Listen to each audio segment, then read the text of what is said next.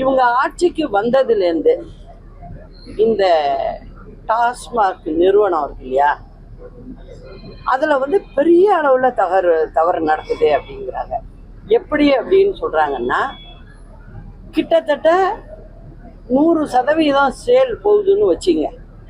அதுக்கு கலால் வரின்னு ஒன்று வசூல் பண்ணுவாங்க தமிழ்நாடு அரசு. அதுல கிட்டத்தட்ட 40-50 கோடி அரசாங்கத்துக்கு வருவாய் வரும். அதெல்லாம் மக்கள் சார்ந்த திட்டங்களுக்கு அதை உபயோகப்படுத்துவாங்க. ஆனா இப்ப என்ன இருக்கு அப்படின்னு பாத்தீங்கன்னா, எல்லாத்துக்கும் விலையை ஏற்றிருக்காங்க. ஆனால் அந்த 100% பில் போட்டிருக்காங்களா, அதாவது கலால் வரி கட்டியிருக்காங்களா அப்படின்னு சொன்னா அது சரியா தெரியலைங்கிற காரணம் என்னன்னா, கிட்டத்தட்ட 40% கலால் வரி கட்டாமலேயே வெளியில் விற்கப்படுவதாக ஒரு தகவல் இருக்கு. அதனால இந்த ரைடு நடக்கிறதுக்கு அது ஒரு காரணமா இருக்கலாம்னு நினைக்கிறேன். போக போக தான் என்னன்னு தெரியும். முன்னாடி பிஜேபியோட அலைன்ஸ் வச்சிருந்தாங்க எடப்பாடி பழனிசாமி, அப்புறம் இடையில இல்லைன்னு சொன்னாங்க. இப்ப திரும்ப மீண்டும் பிஜேபியோட கூட்டணின்ற மாதிரி சொல்லியிருக்காங்க. அதை பத்தி நிலைப்பாடு? எங்க நிலைப்பாடை இன்னைக்கு கேட்டீங்கன்னா நான் எப்படி சொல்ல முடியும்? தேர்தல் சமயத்துலதான் நிலைப்பாடு.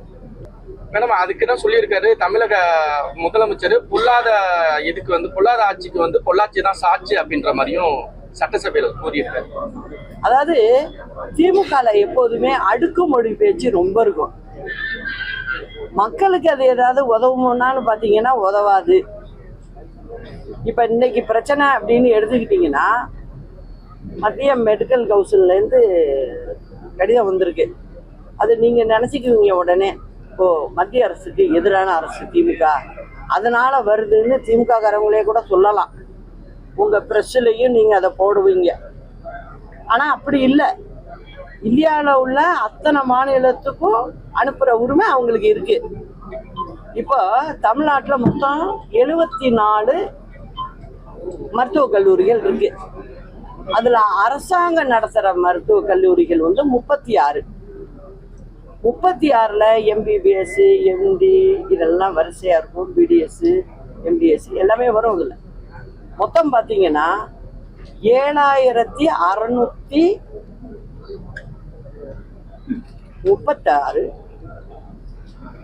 பிள்ளைங்க படிக்குது. இந்த ஆட்சிக்கு எத்தனை வருஷம் ஆச்சு? ஆட்சி இப்ப போற கட்டத்துக்கு வந்துருச்சு.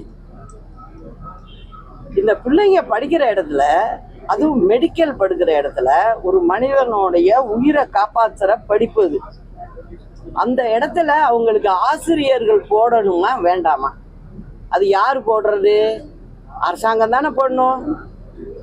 நீங்க பிரைவேட் காலேஜ் நடத்துறவங்க ஒரு ஆசிரியர் இல்லை அப்படின்னா தமிழ்நாடு அரசாங்கம் போய் நடவடிக்கை எடுக்கும். உங்களுக்கு யாரு நடவடிக்கை எடுக்கிறது? நீங்க நடத்துற தமிழ்நாடு அரசு நடத்துற 36 மருத்துவக் கல்லூரியில ஏன் நீங்க ஆசிரியர்கள் நியமனம் செய்யல?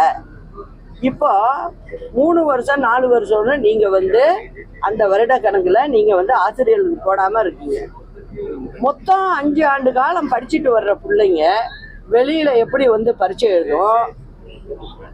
அந்த பிள்ளைங்களுக்கு எப்படி அதுங்க கத்துக்கிட்டு இருக்கோம்? இதெல்லாம் யோசிக்க வேணாம்.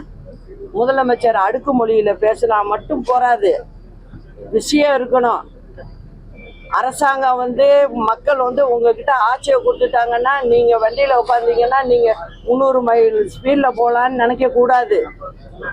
எது அடிப்படை தேவையோ அதெல்லாம் நீங்க ஒழுங்கா செய்யணும். அதுல நீங்க தவறிக்கிட்டு இருக்கீங்கன்னு நானும் தொடர்ந்து சொல்லிக்கிட்டு இருக்கேன். நீங்க திருந்தின பாடாவும் இல்லை. இதை தமிழ்நாட்டு மக்கள் திருத்திடுவாங்க. 26ல திருத்திடுவாங்க நிச்சயமா. இதுதான் நடக்கும்.